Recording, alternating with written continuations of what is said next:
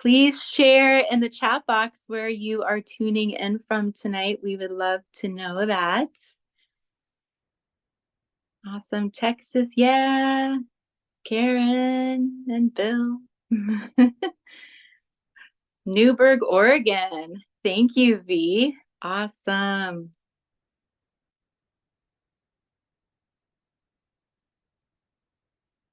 Great. And I'm tuning in from Florida today. San Diego, California. Holly, glad you could make it. Wonderful. Look at this. We are spread out across the country tonight. Wonderful. Okay. Well, hopefully it would be so awesome if maybe somebody else would pop on before we get started, which is really exciting. There's usually a few people that join us as we start moving through. So welcome everybody. And Mickey, I'm on the side of the road. Yep. Great. So glad you could make it. Okay, so let's get started.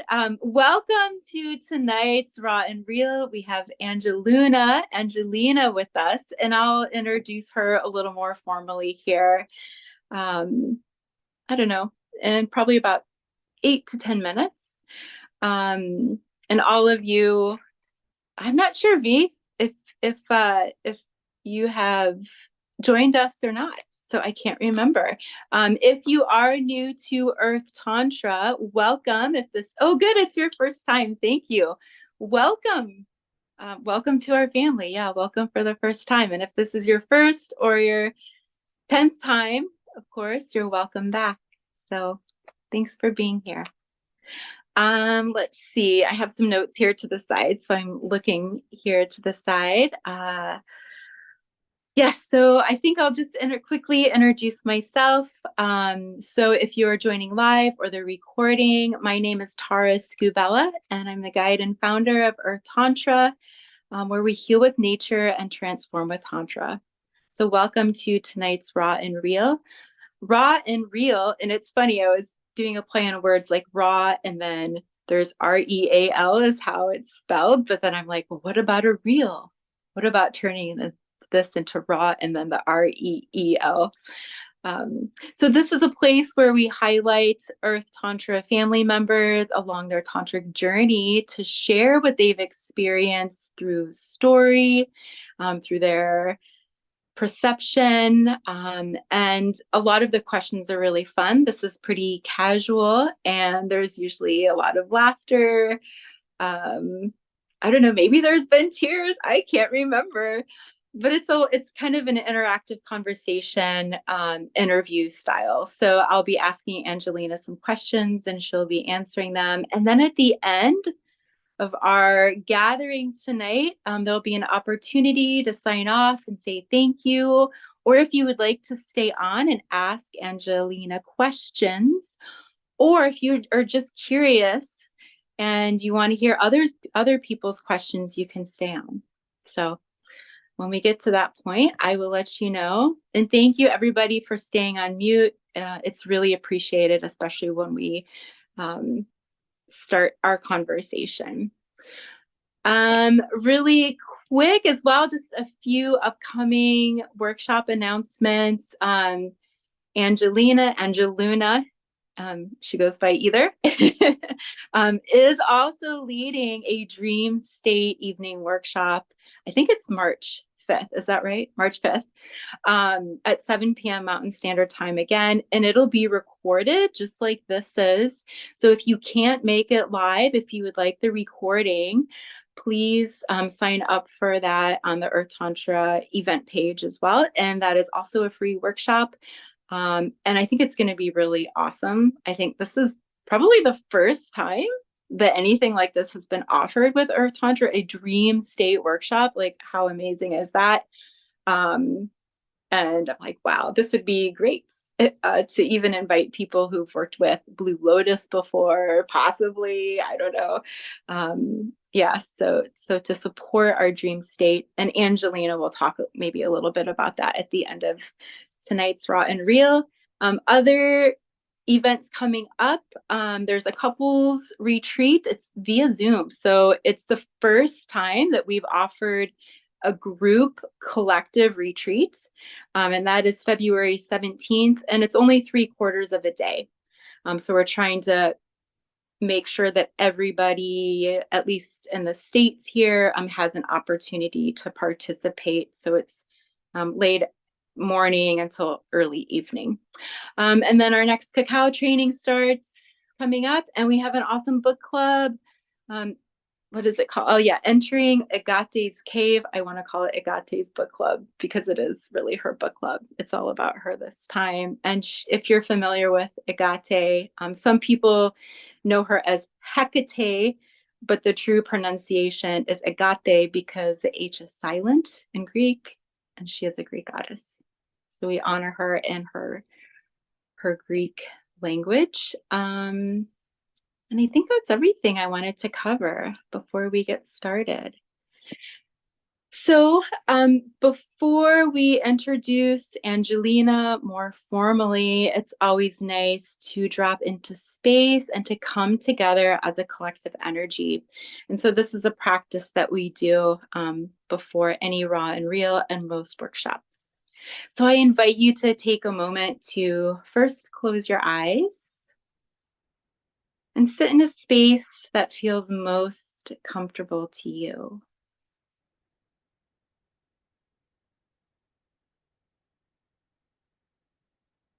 And let your shoulders fall,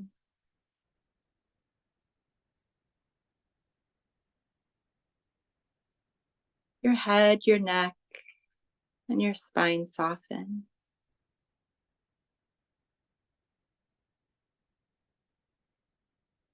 Perhaps feeling that gravitational pull of Mother Earth below you.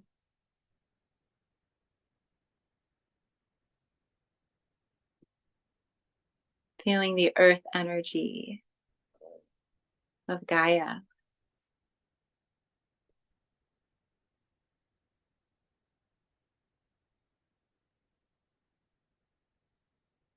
Knowing that she's holding us in safety and in trust.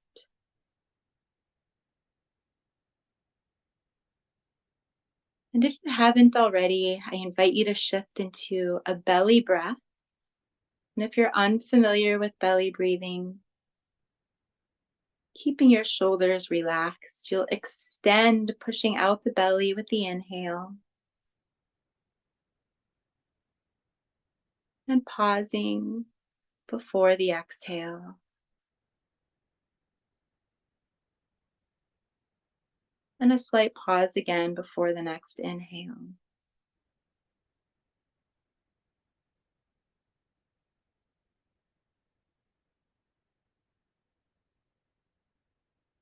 Coming to your breath here.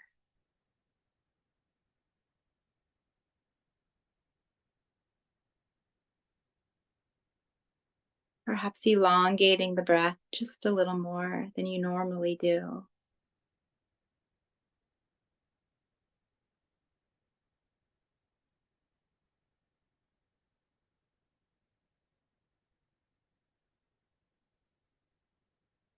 Coming to center.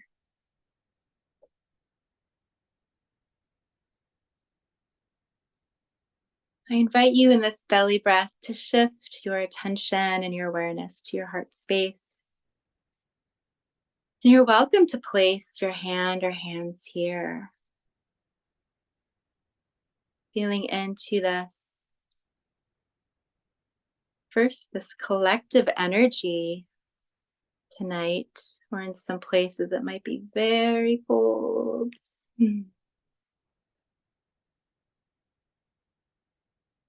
Oregon to Florida to Texas to Colorado to California and more.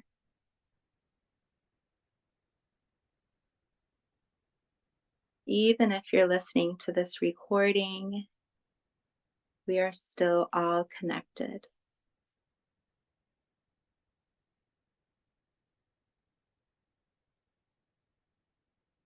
Knowing that this circle that we are forming is to honor and learn and witness and observe the stories, the wisdom that Angeluna will be sharing with us tonight, her personal tantric journey. As she opens her heart to us, I invite everybody to open your heart to her, to receive the gifts that she has to share.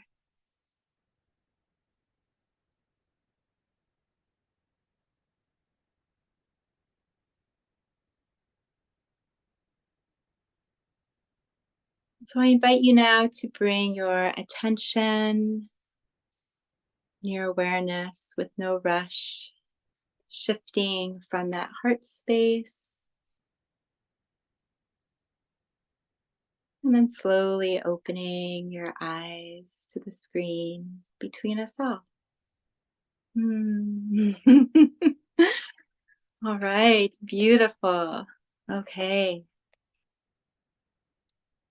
So we are going to shift into an introduction of Angeluna, and I'm just going to read it. So I'm going to be looking over here. And then we will begin. All right, so Angelina, again, also going by Angeluna. She's an Earth Tantra family member since the autumn of 2017. Oh my gosh. Her first retreat was Earth Tantra Retreat Level 1 in February of 2018, south of Tucson, Arizona. Yeah, that's the only time we've ever been in that location. Yeah. Angelina lives in Pueblo, Colorado. She has a degree in psychology and a minor in Chicano studies and is a lifelong learner. And she focuses on indigenous wisdom from around the world. She's also Hatha Yoga certified and is currently teaching and guiding youth to connect, right? This word connect that's loosely used, becoming intimate as well with nature through a community nature education program. And Angeluna is also a student in the 500-hour teacher certification program and is expected to graduate this summer. Yes, and she has so much appreciation and honor and respect for community, ancestral lineages, nature, and all peoples. So, Angeluna, when you are ready, you can unmute yourself. Then let's get started. I'm so excited to hear what you have to share. We both met 2 days ago, but these are just, they're not scripted. And we have questions, but we're just organically having a great conversation here. It's amazing what can come up with raw and real. So Angeluna, do you first want to talk about where you live, maybe painting a picture of your community and maybe what life is like for you in the present? Okay. Hello. Can you hear me okay? Yes. All right. Well, it's good to be with you. Thank you for your time tonight. I am in Pueblo, Colorado, and Pueblo, Colorado is about 150,000 people in population.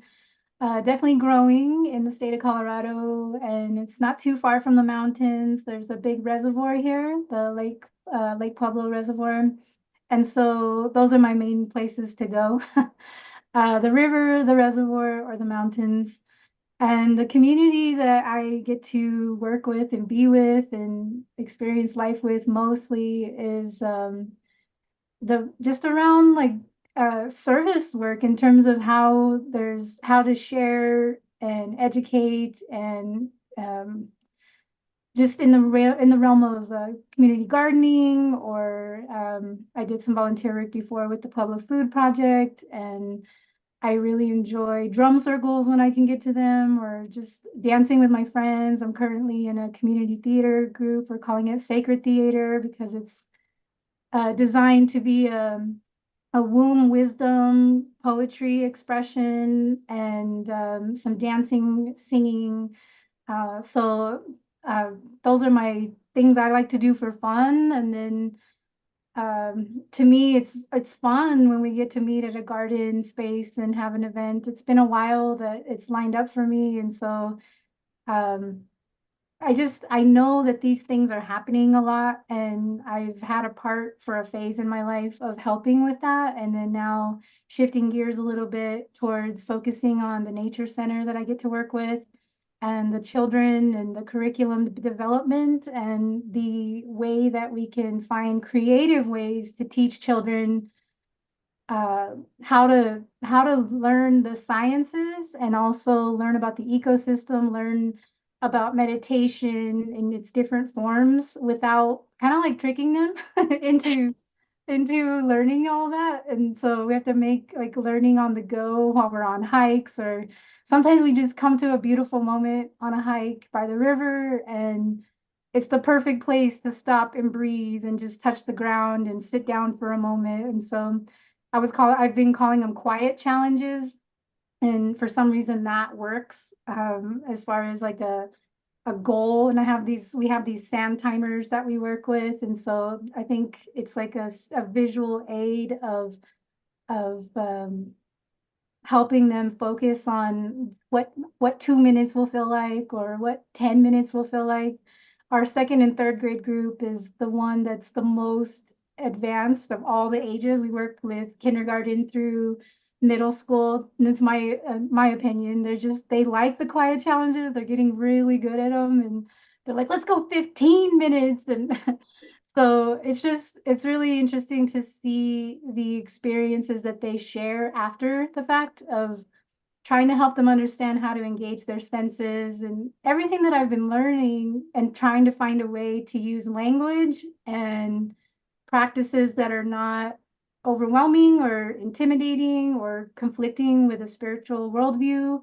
And so all of that has been so challenging and taking a lot of my time and energy, but in a really positive way for my growth and I hope for the community as well, because it just really feels like there's a lot of moments every week that you see somebody light up with just something as simple as, I'm having the best day. And so I love it. I love it. And before the pandemic in 2020, when everything got locked down, I was teaching yoga, and I was really loving teaching community yoga, chair yoga.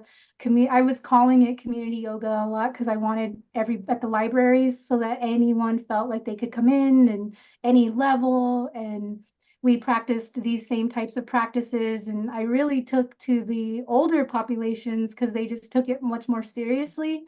And the time pace, like a slower pace, worked well with that population.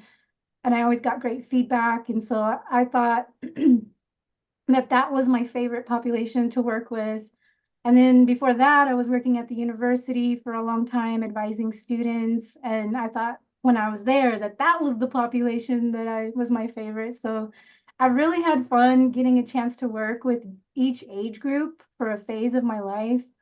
And what's interesting is that it just keeps seeming like the practices are the same, but just finding ways to share it in ways that people receive well. And so all that to say, that's kind of life in Pueblo for me. And um, I hope you all can make it out here sometime because I think it's a really sweet place to visit. Wow. Oh my gosh. You work with so many different people in your community. Yeah, from the what's the age at the center that you work with? Did you say elementary school age? 5 to like 14. Oh my Mhm. gosh. So almost kind of like littles, but maybe like a step up from littles to what retirees? What did you yeah. So that is so awesome. Oh my gosh. So you've really had an opportunity not to only work with the people, but the land in your community too, through the nature center and then with the community gardens. So Mhm. really beautiful blend. Yeah. Thank you for taking us into what your life looks like. Oh, thank you.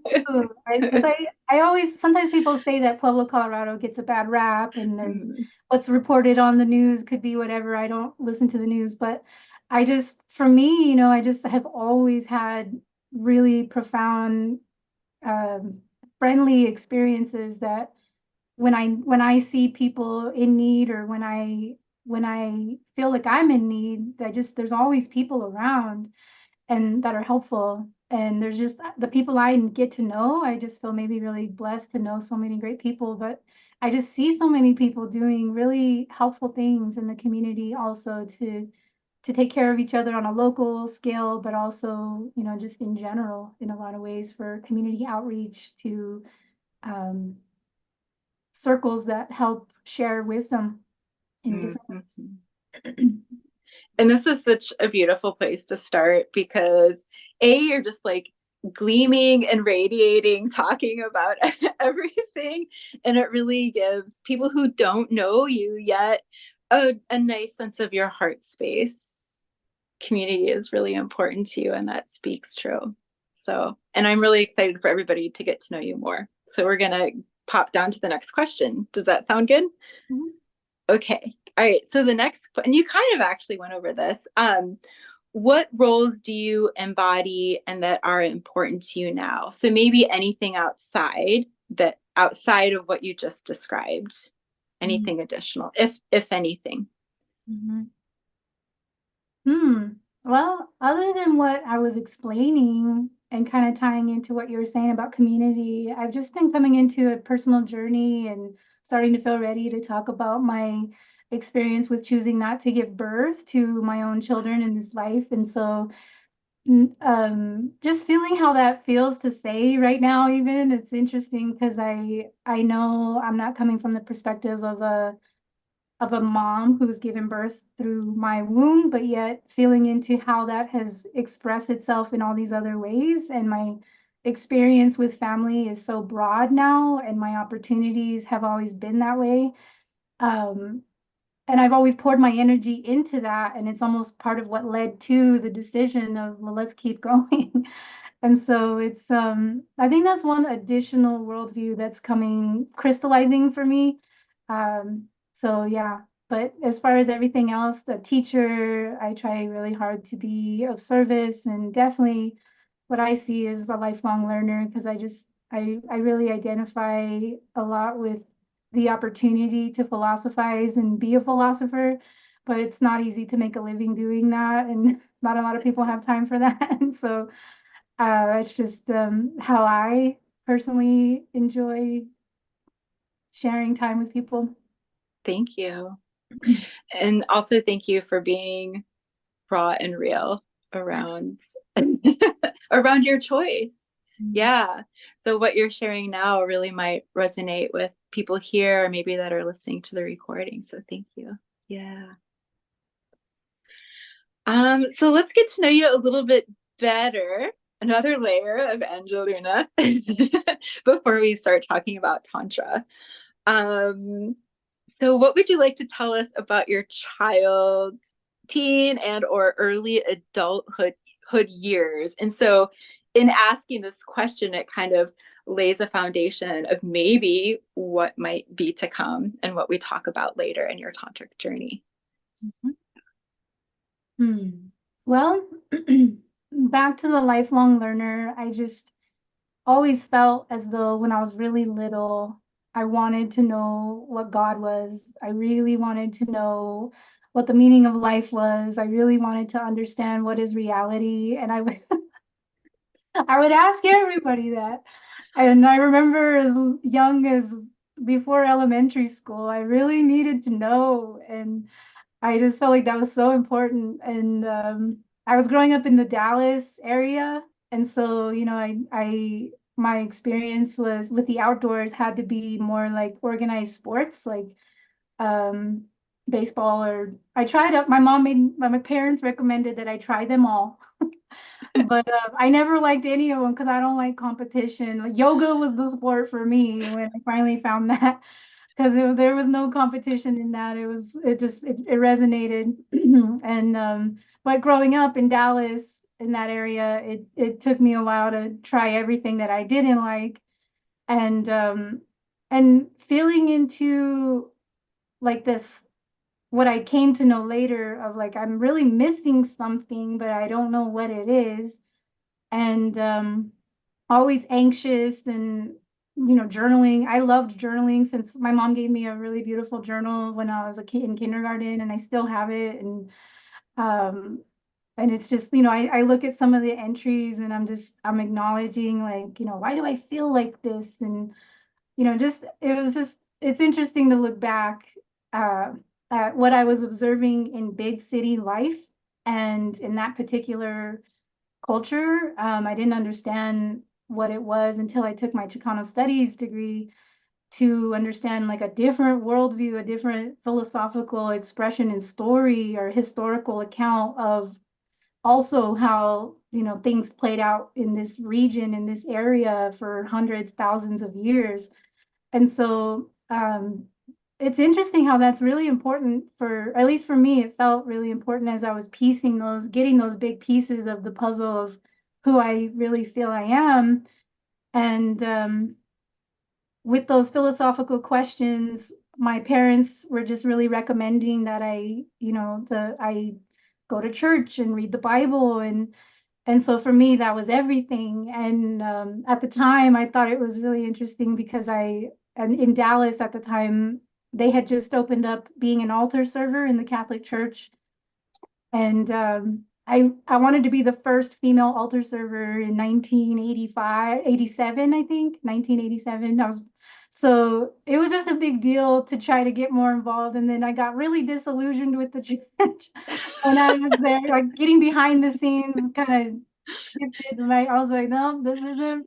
It was like I was just kind of working through a long life, through my life of like the questions I was trying to ask when I would get my opportunities to talk to everybody, there was always more. There was like, well, go to this. And so I was a um, catechist teacher or I was a Sunday school teacher until I was 21. And then I started taking an anthropology of religion class in my undergraduate. And then I started connecting with people that were teaching me wisdom from the San Luis Valley and connected to the Dene people. And that also really spoke to me. And all that to say, what I'm really expressing was like along the way, the journey was just when I first identified as a city slicker, that movie came out in like the 80s or 90s. And I was like, that's me. And I was realizing I was really missing like this connection to natural spaces. And even though I had a backyard and I was outside all the time, I was in my sandbox or I was going to the park or different things in my neighborhood, and I was outside a lot.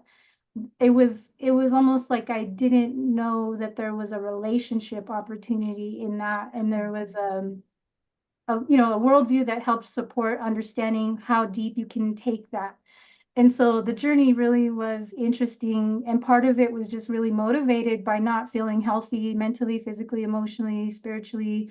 And that being my guide of, I know our sense of vitality is a really powerful, calibration to true north for you're on the right track when you're feeling your vitality peaking and you have these moments of more vitality. And so everything that excited me as I was going into my college years was outdoor adventures and opportunities to take trips to meet with elders and like they weren't exactly of direct lineage, but they were trained or they studied with and shared stories from. And so those stories really, really helped me feel more in tune with a bigger picture that I felt like I was missing. And I feel like every piece of the puzzle along the way has just been so important to understanding the way that we're all important pieces of a big unified field. We're all this unified field and we're all important perspectives in that.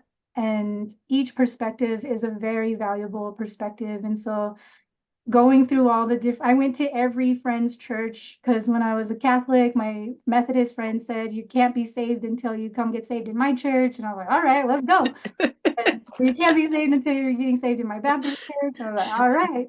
So I really, really took that serious, and it really helped shape so much of what my curiosity, or it really helped in a lot of ways because I was struggling a lot with nightmares when I was a child and seeing things in my room and trying to understand what this is all about. So my degree in psychology really helped me understand a lot of how to deal with mental health and my personal journey, and and and all the philosophical experiences I've sought out with that in that experience as well. I'm still doing them, still seeking them, and just as they call, as they flow. It just feels like it's all part of more expansion and opportunities to bring that back to the community and share. You are so full of wisdom and such unique experiences. And I love that you were a Sunday school teacher. Did I know that? I don't I know. don't know. I'm like, did I know that? We have that in common, by the way.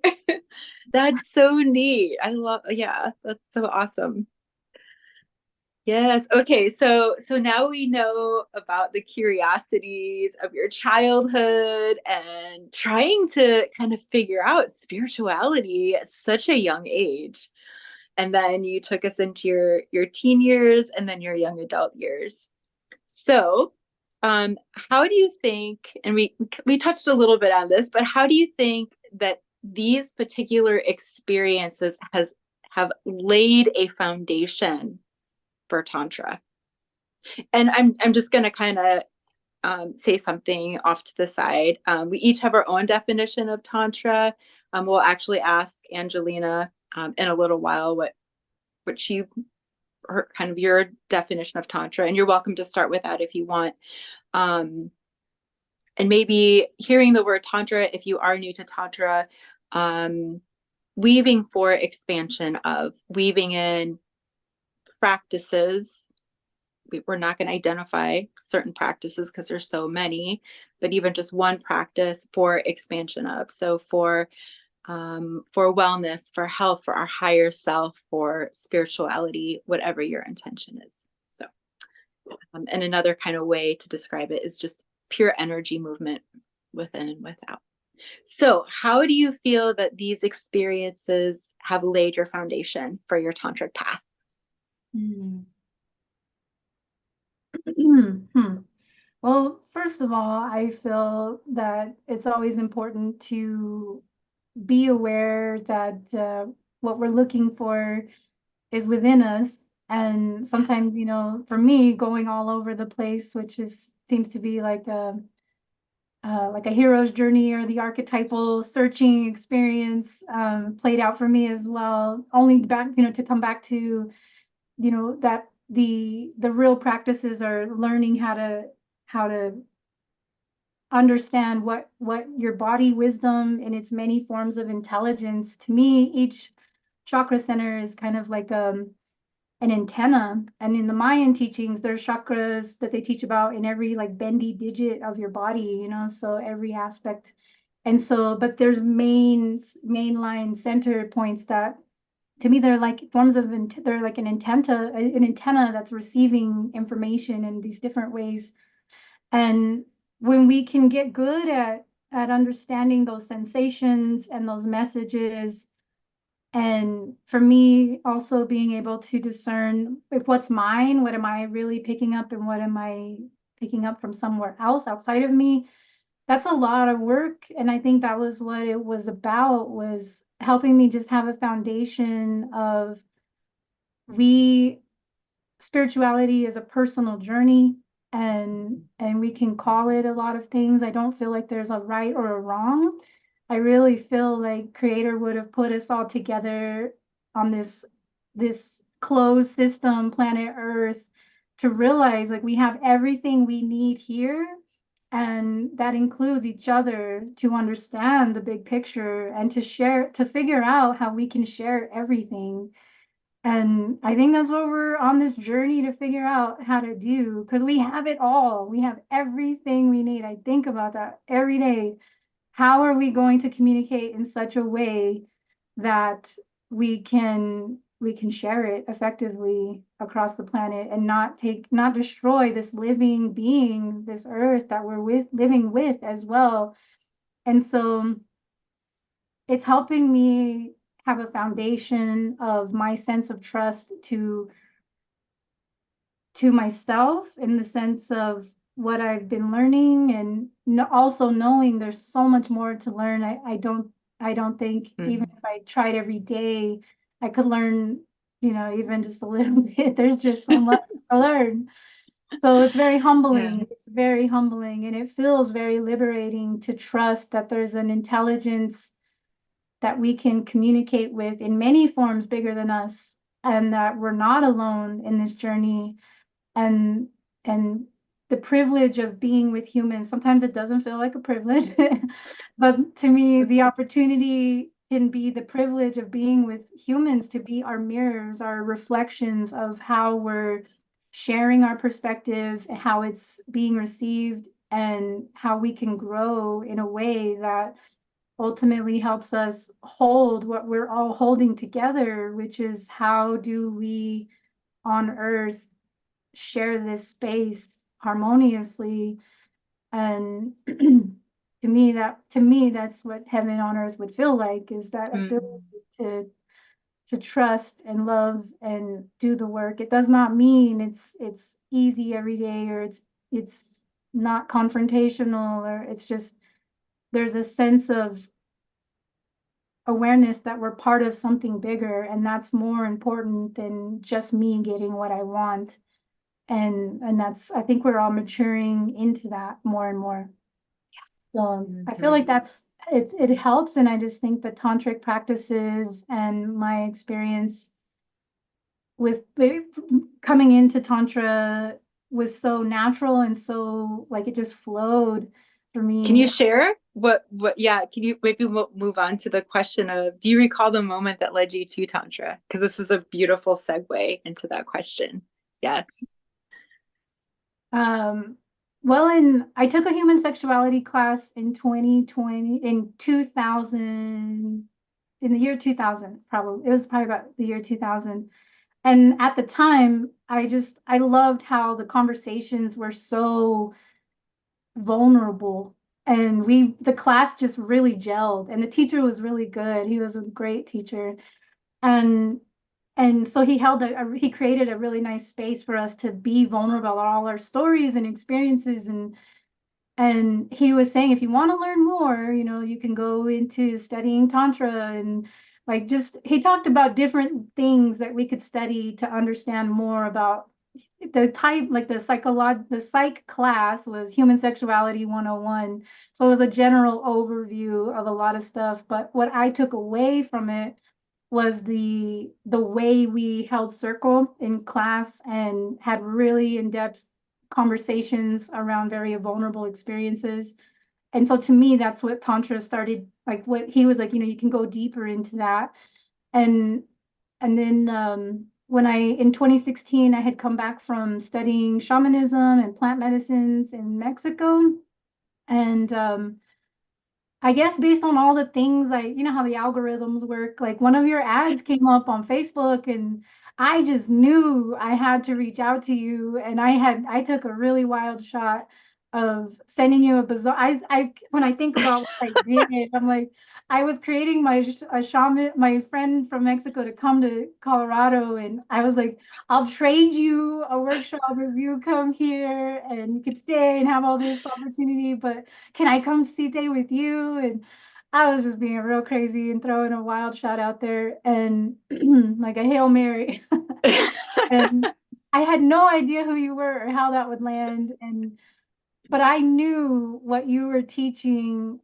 It was like, that was, what I did know and what I did learn in so many different practices along the way, is that if you can, as you say, Tara, stop, connect, listen, and trust, I really feel in those moments when you're in that space ready, you'll be guided. You'll get a sign. And in my psych program, Carl Jung would call those synchronicities or peak experiences, but you you will be guided. And I very much trust that. And I'm really grateful to say that all this has led to more trust, and that's been a part of it. So Tantra just it came back full circle, and I was very ready, even though I was very hesitant because I was like, oh, I don't know about how that's gonna, how do I thought it was about sex, kind of, because that's where it came up for me first. And but I quickly saw how it was so much just it was so inclusive of everything I was learning from the native teachers that I've gotten to be around,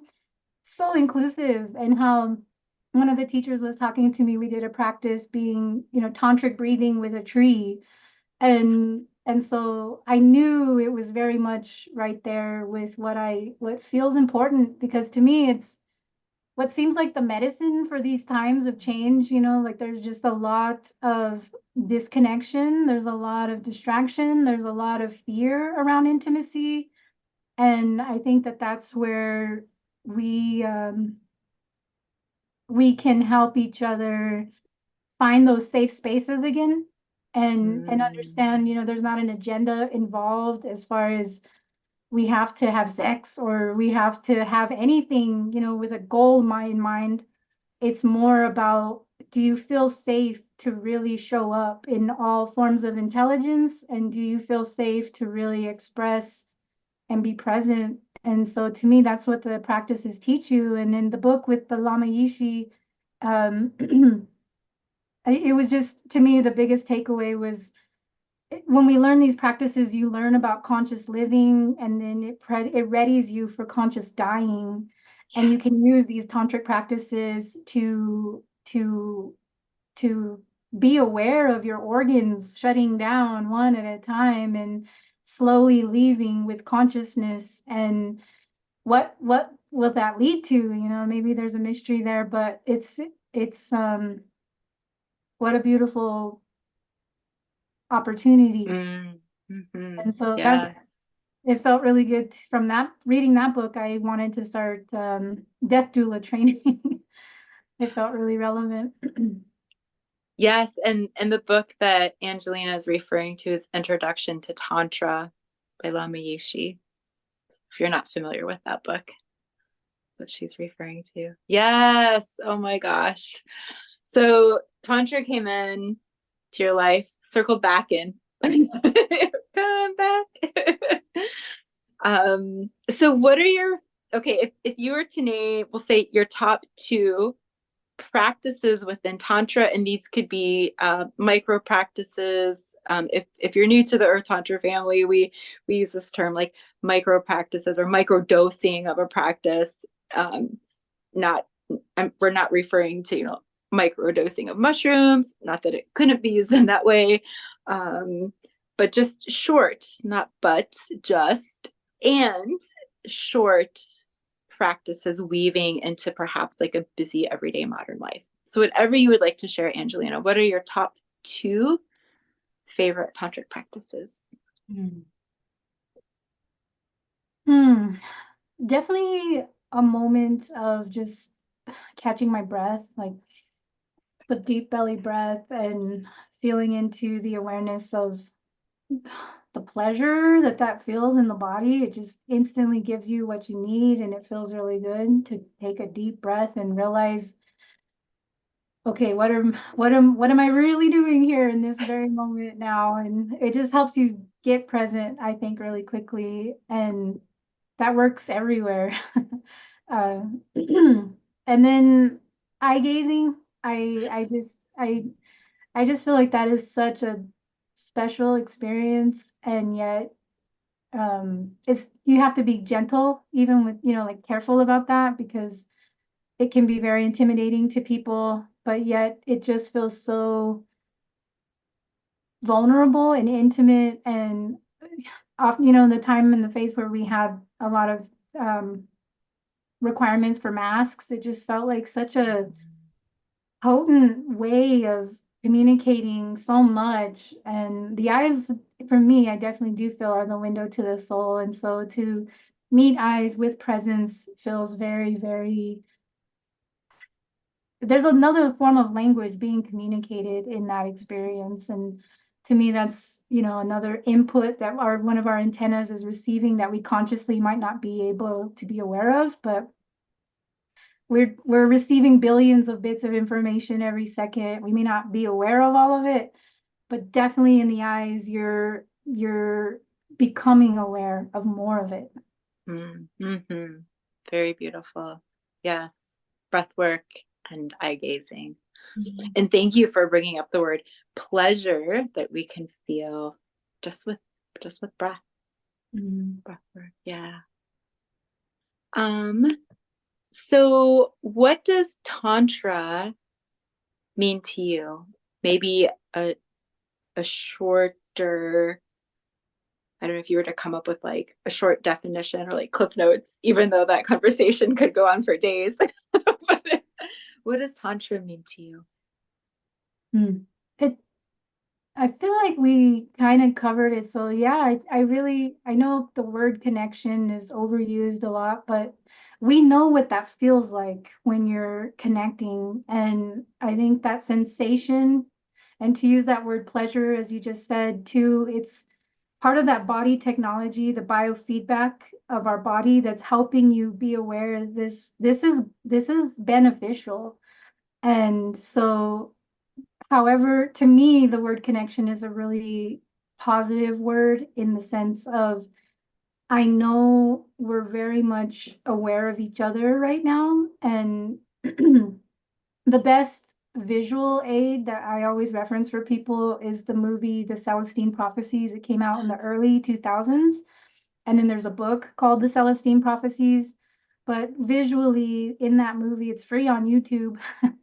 I watch it like once a month sometimes just to see certain parts because it's visually showing the way people either take energy from each other or help amplify energy with each other. And that is the opportunity with understanding the wisdom that Tantra is teaching us.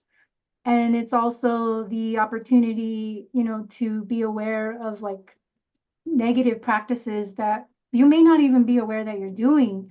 And so to become aware is helpful because then we can get back to that place of as the movie says at the end, when all the humans or the majority of humans are aware of how we can amplify positivity, it can ripple out in what is now scientifically being called the morphic field.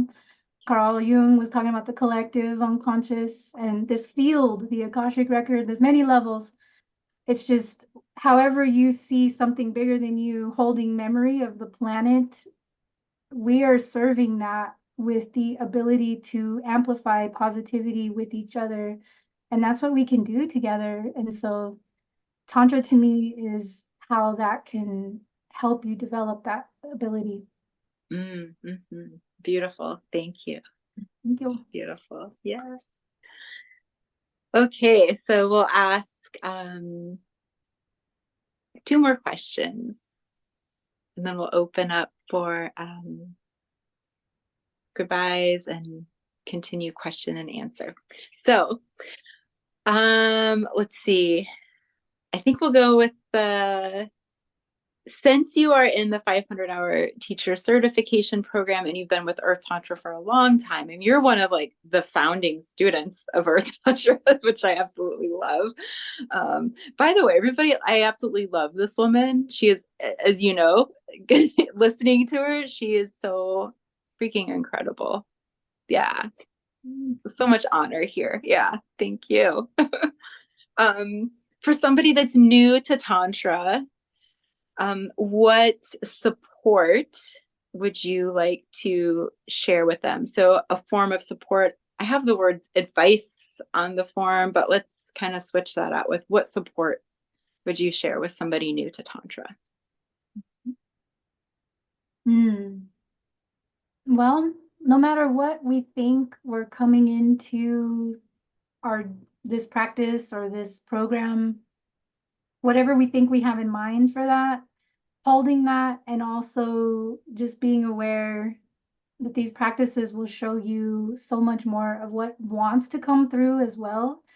And so, like the practices can be utilized daily in small moments and in bigger moments. And so just being aware that we're holding obviously why we came in, and also holding an awareness that so much more can reveal itself to you in ways that you didn't think it would. So for me, for example, I did think I wanted to um, do get into couples counseling, and maybe I still will, but I've really enjoyed the emergence of working with children and sharing nature education and nature connection with young people. It feels like it's serving the future in a way that didn't I had no in I did not have that in mind when I got going in 2017, and that wasn't even in my world in 2017. And so it was just I definitely feel like it's important to allow the journey to show you what wants to emerge. Yeah, thank you. Great, great support words there. Words of support. Okay, so our last question will be, what do you share, which you've described a little bit, what do you share with the world now, or what do you hope to share more of? What do you hope to share more of? Hmm. Oh, I love teaching every time I'm invited into an opportunity for workshops or for yoga classes even, and like just like to me yoga is like a regular maintenance. We should be doing that, or it's really beneficial if we're practicing regularly. And then the opportunity for retreats. I've organized several, and I dream and hope that there's more of that. And then I've drafted some children's books, and I'm saying that here just because I want to be accountable to sharing wisdom, like I don't want to say tailored or marketed, but like with young viewers in mind, and finding a way to help them understand there are so many ways to connect, and that they matter. Their experience really matters, and just finding ways to share the beauty of the earth with them through these practices. And so those are all dreams, and I've had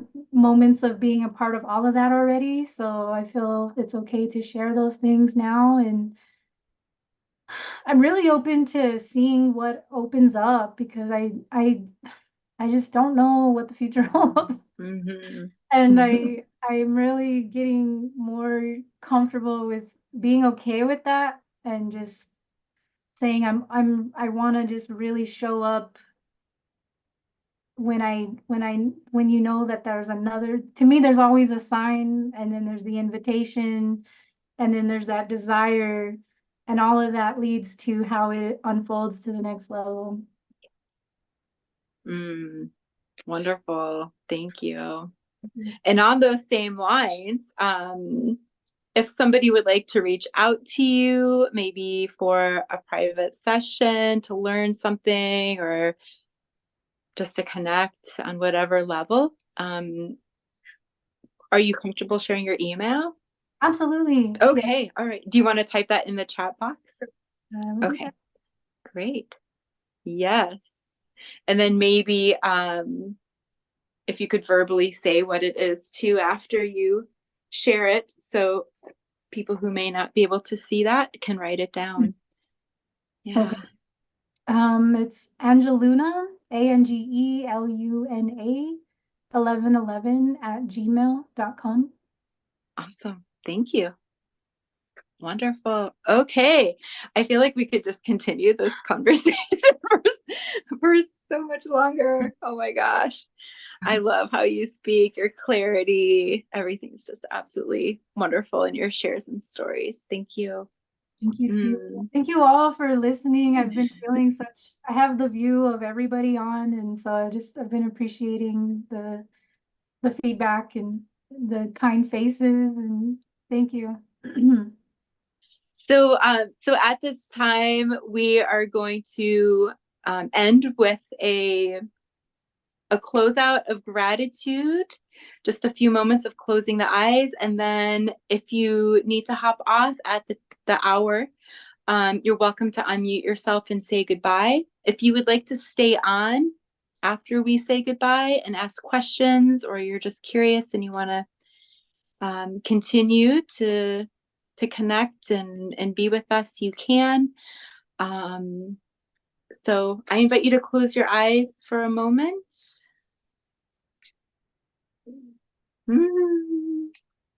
And if it feels good to you, you can put your hands on your heart space. And from our heart, we're just going to extend some love, joy, and gratitude, keeping Angeluna's beautiful smiling face in our mind's eye, sending out, showering her with love and thanks. Thank you, Angeluna. Mm-hmm. All right, beautiful. And thank you, everybody, for coming tonight. If you would like to take yourself off of mute and say goodbye, if you have to sign off, you can do that. Of course, you're welcome to type it in the chat box as well. And then after a few moments, I will invite invitation for questions. Goodbye. Thank you. Thank you too.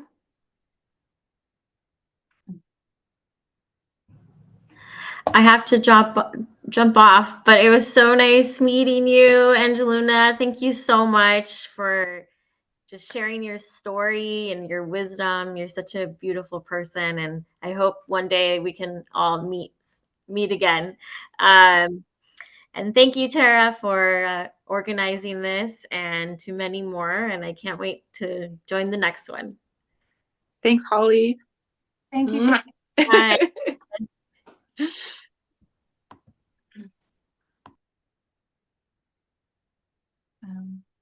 Right. Anybody else before we open up for questions? Okay, great. So if you are maybe in a little bit of a hurry and you're hoping to ask your question and then log off first, it might be good to let those people go first. And if you have time and you're willing to hang out, then maybe you can wait for your question toward the end. So, all right, so we are going to open up kind of an informal question and answer, and all you need to do is unmute yourself and you can ask your question. And then when you're finished, if finished with your question and any conversation back and forth, if you could remute yourself, that would be appreciated. All right, who would like to go first?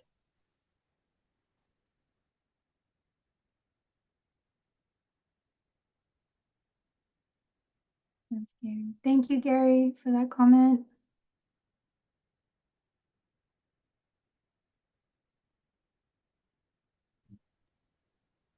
I'll go. I'm not in a hurry, but so you're like Angeluna, formerly known as Angelina, like Symbol, formerly known as Prince. I have thought about that coming out that way. I'm open both ways. It's just when I went to a ceremony at Teotihuacan, one of the elders said it was a naming ceremony, and he said, "There's a name that's singing to you right now that is your truest name. What does it feel like? What is it?" And so that to me really felt like it was that my name, and it's so close. It's one letter off. My mom did really good. So I the name Angelina means little angel, and or beautiful angel, depending on the language. And so I've always felt like that was a lot to live up to. But to me, Angeluna is kind of like the to me, angel is also like a messenger of truth, and Luna is kind of a symbol of these mirrors of truth. And so for me, that's, I guess, where it really came from, of resonating more deeply.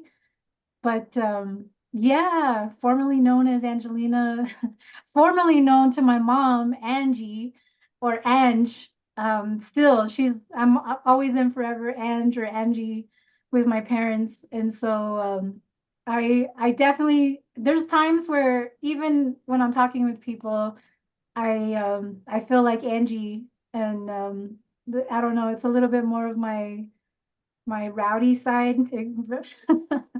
Angie from the blocks is my more rowdy side, so it depends, but yeah. My second question is I was fascinated listening to your definition of tantra, because so far the best I've had is what Claire said. It's forced acceptance, and forced and acceptance, the contradiction as well as the simultaneity of both. That yes, that really, yes, you are forced to accept everything as is, which leads to my third question, which is do you think life is a lot less predictable and more random than we give it credit for? Something that I had come across of a number of, a few years ago. And even like in my own case, it's like, my own life it's totally random that I've ended up with the right answer for the wrong reasons. But I was just curious as I was listening to you, if you have any thoughts on, is life more random than we give it credit for? Hmm. This is one of those juicy philosophical conversations, John. Uh, there's a lot to say, but at the same time, for me, I would say it's both. There's so much to that, but it depends on your perspective in the day. It definitely depends on your perspective in general, because um, in some moments, it really does feel like none of it makes any sense, and none of it matters, or it's all happening randomly, and there's no wisdom, there's no rhyme or reason. And it very much feels that way, and I love that perspective, because to me it's very liberating, because then it's personal accountability to how we're going to tell the story, and how we're going to work with what's being given in that moment, and how do you use your tools to work with what's being given. And then on another level, I always feel there's a sense of everything's happening for a reason, but I often don't, I have no idea why. And so I toggle with that one a lot. But so depending on which day you catch me on, you're catching me on a day where I would say everything's happening for a reason. I would say random, the randomness is and from my perspective today, even that is happening for a reason, even if we in this lifetime will never know what it was. See, the only thing I've been able to come across to defeat the randomness is it is possible to screw up your life. Like someone who I shall not mention his name pointed out, no one sets out to ruin their life, but some people do. And but it's also, I liked when you were talking about, when Tara was asking you about your teenage years and your childhood. It's like, man, when I was born, polio was still killing people and the Korean War was a current event. My childhood is ancient prehistory now. Yeah, so I thoroughly enjoyed, plus you were definitely Bible dudette, which I had no idea. You were like Bible the female version of Bible Dude, straight out of, what is it, Mad TV or The Simpsons or whatever it was. I was. I still like the Flanders. That guy was. I, It's fascinating that yes, at an extremely young age, you were wrestling with the age-old question that posed best by Mark Twain: the two most important days of your life are the day you're born and the day you figure out why. Mhm. Great questions, John. Thank you. Thank you. Any others? Oh, Karen and Bill. Karen and Bill, do you have any questions? Well, okay. I wanted to make a comment about you, Angelina, and that is that I'm always so amazed when you speak how well you come across and how luminous you are. It's just inspiring to me, and it turns on a little light in my heart to hear you speak. I just thank you very much for that. Uh, and then I had a question for you, or I was going to ask you if you could elaborate a little bit about the dream uh, class or whatever you're calling it that you're going to do. Mhm. Thank you for asking that too, Karen, because we missed that at the end. So thank you. Totally forgot. Yeah. You mentioned it at the beginning. I was like, we're good, we're good. But yeah, thank you for bringing that up. I when I was teaching yoga and then everything went on lockdown and I was still trying to teach yoga on Zoom. And I developed this really sweet cohort that came out of that for about a year. And I was calling it bedtime yoga. But it's when I was talking about it with Tara, I want to share so much of what I've been learning. I was so fascinated with Carl Jung when I first, that's kind of what really drew me into psychology. So Carl Jung talks a lot about life as dream. Buddhism talks a lot about life as dream. The Australian Aborigines, they speak about life as dream.